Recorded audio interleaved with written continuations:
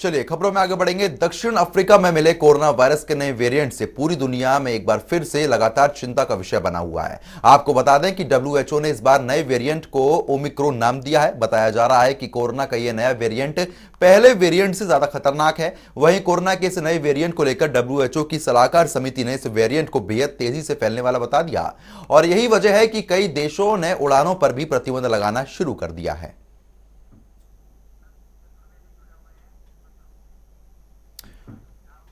इस खबर पर ज्यादा अपडेट के साथ न्यूज रूम से मेरे सहयोगी हर्ष चतुर्वेदी मेरे साथ जुड़े हुए हैं। हर्ष, जिस तरीके से नया वेरिएंट यहां पर सामने आ गया और बेहद ही खतरनाक ये वेरिएंट बताया जा रहा है, क्या कुछ जरा जानकारी है आपके पास?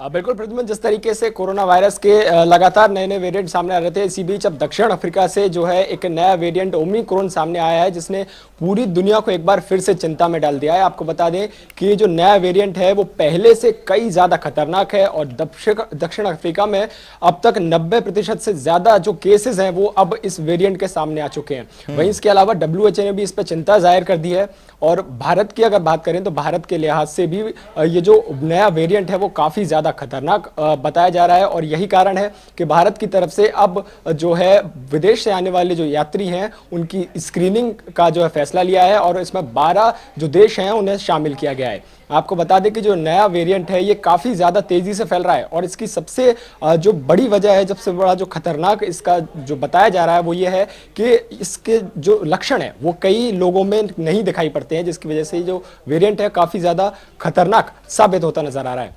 जी बिल्कुल, क्योंकि जिस तरीके से कोरोना का जो संक्रमण है वो लगातार अपने आप को म्यूटेशन करता है और मल्टीपल करके घातक बन जाता है। ऐसे में रोकथाम किस तरीके से की जाएगी, क्योंकि प्रधानमंत्री मोदी भी इस मुद्दे को लेकर बैठक ले रहे हैं?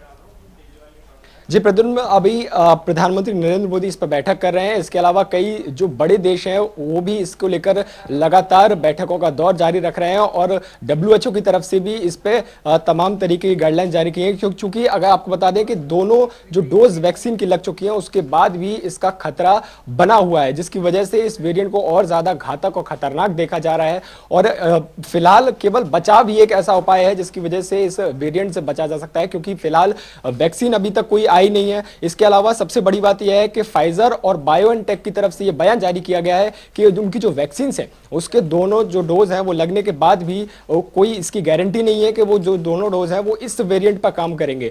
तो वैक्सीन के अभी हालांकि दोनों कंपनीज की तरफ से यह जरूर कहा गया है कि 100 दिनों के अंदर वो वैक्सीन का जो नया वेरिएंट है इसकी वैक्सीन तैयार कर लेंगे, लेकिन अभी तक इसकी कोई वैक्सीन भी तैयार नहीं हुई है, तो केवल बचाव कह सकते हैं। हालांकि आगे आने वाली जो बैठकें होने वाली हैं इसमें तमाम बड़े मुद्दों पर बड़े फैसले लिए भी जा सकते हैं। जी बिल्कुल हर्ष, क्योंकि जिस तरीके से खतरनाक लगातार ये कोरोना का नया संक्रमण जो है ये बनता जा रहा है, ऐसे में जो तीसरी वेव का यहां पर जिक्र किया जा रहा था बार बार, तो क्या यही तीसरी वेव को अंजाम देगा वायरस?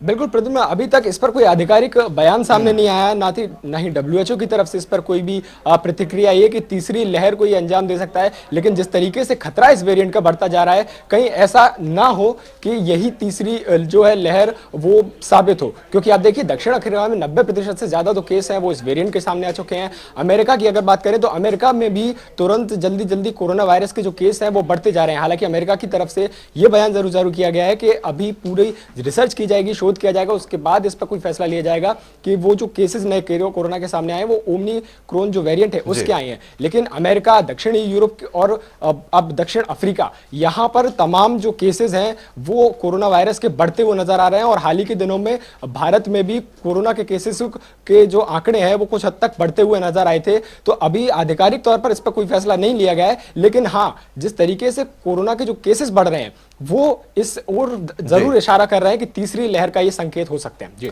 बिल्कुल हर्ष, आप मेरे साथ बने रहिए और इसी बीच एक बड़ी जानकारी सामने आ रही है। बड़ी जानकारी से आपको रूबरू करा देते हैं। ब्रेकिंग न्यूज, तो ये बड़ी जानकारी सामने आ चुकी है जहां पर सीएम केजरीवाल ने पीएम मोदी से अपील की है।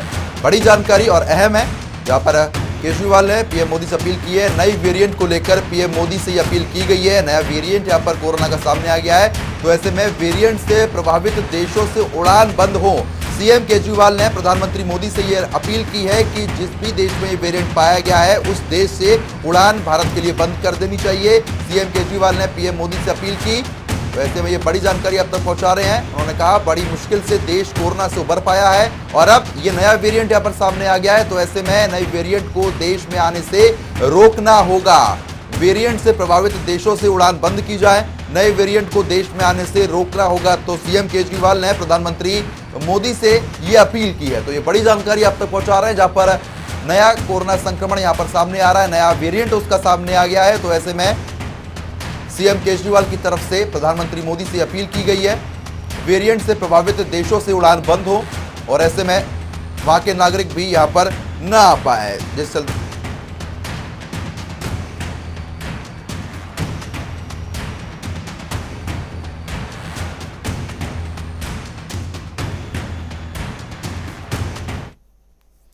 और इसी बीच डॉक्टर अनीता हमारे साथ जुड़ गई हैं इस मुद्दे पर ज्यादा जानकारी के साथ। अनीता जी, आपका बहुत बहुत स्वागत है जनता टीवी में। और इसी बीच डॉक्टर पुनीता जी हमारे साथ जुड़ चुकी हैं। पुनीता जी, आपका बहुत बहुत स्वागत है। पुनीता जी, इस तरीके से लगातार अब नया वेरिएंट भी यहां पर सामने आ चुका है और खतरनाक बेहद बताया जा रहा है, तो इसको किस तरीके से समझा जाए, दर्शकों को किस तरीके से आप समझाएंगे?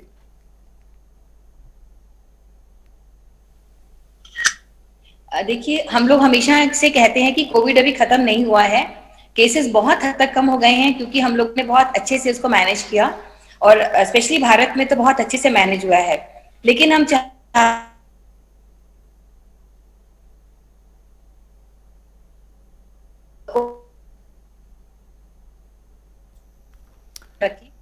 चलिए ठीक है।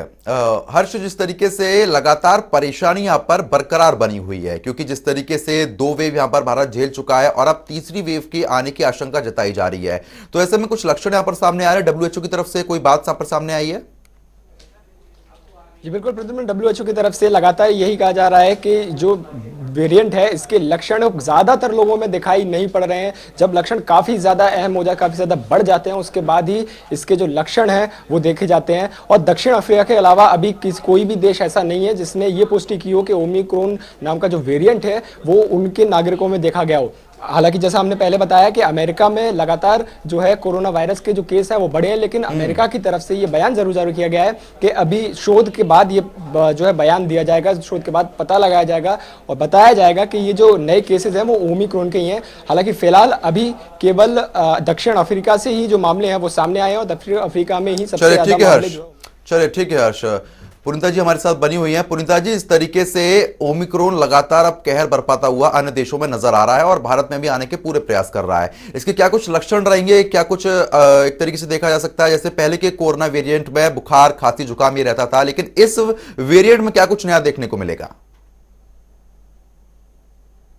देखिए, जो इसकी सब जो हमारी वेरिएंट की हर देश के हिसाब से उसकी समस्याएं सामने आती हैं, क्योंकि आपकी इम्यूनिटी कैसी है उसके हिसाब से आपको लक्षण आते हैं। जैसे हमने देखा फर्स्ट वेव में जो था कि बहुत कम माइल्ड सिम्टम आए, सेकेंड वेव में थोड़ा सा सीरियस सिम्टम्स आए लोगों के ऊपर, और जिन लोगों को वैक्सीनेशन लगा हुआ था उनके ऊपर बहुत कम असर हुआ। ऐसे ही हम उम्मीद करें कि भारत में ऑलमोस्ट 100 करोड़ से ऊपर लोगों को वैक्सीनेशन लग गया है और सेकेंड डोज भी काफी लोगों को लग गई है। तो हमें लगता है कि भारत में इसके लक्षण जो है थोड़े कम आएंगे। अभी तो कोई केस ऐसा बहुत ज्यादा रिपोर्ट हुआ नहीं है इंडिया में और हमारी पूरी तैयारियां हैं।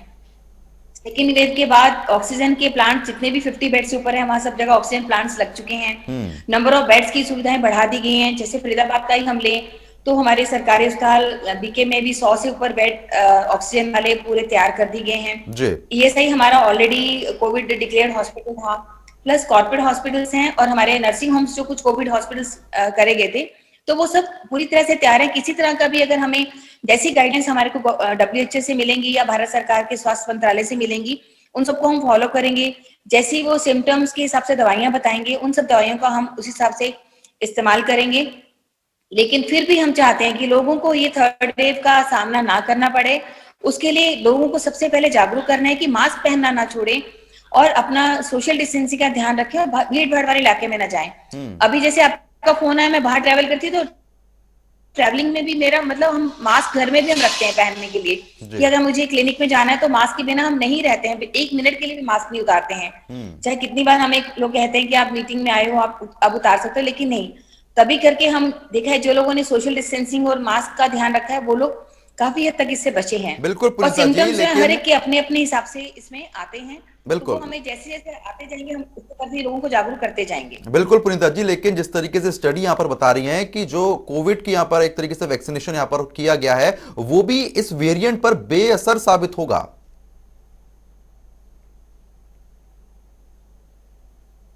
देखिए ये कहना अभी बहुत ही इमेच्योर होगा, क्योंकि हमने देखा है कि जैसे हमारी भारत की वैक्सीनेशन है, काफी देशों ने उनको ये मांगा है और WHO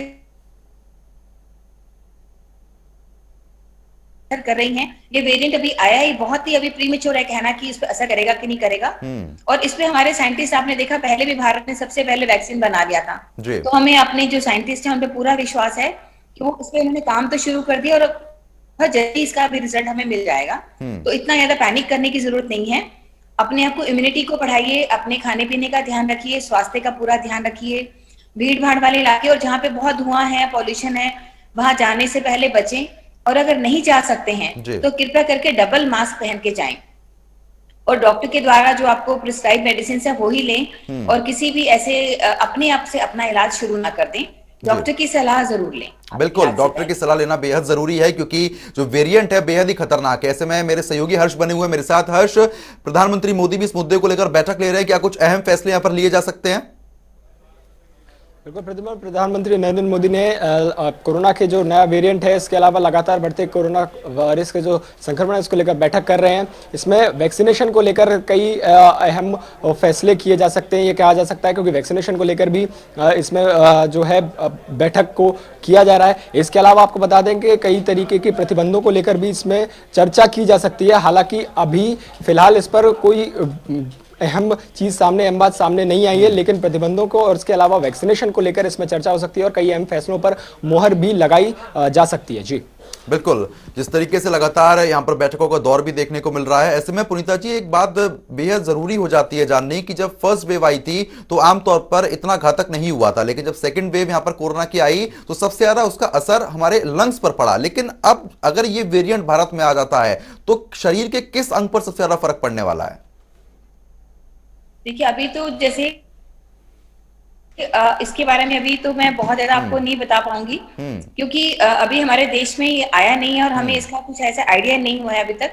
और आई थिंक हमारे जो एम्स में डॉक्टर गुलेरिया सर है वो सब इनपे रिसर्च अभी चल रहा है सारा कि अगर सपोज इंडिया में आता है तो हम किस तरह से तैयारी करें। लेकिन हमारे सारे जो स्पेशलिस्ट हैं तो वो सब इस चीज के ऊपर भी शोध कर रहे हैं और वो सब रेडी है इसको डील करने के लिए।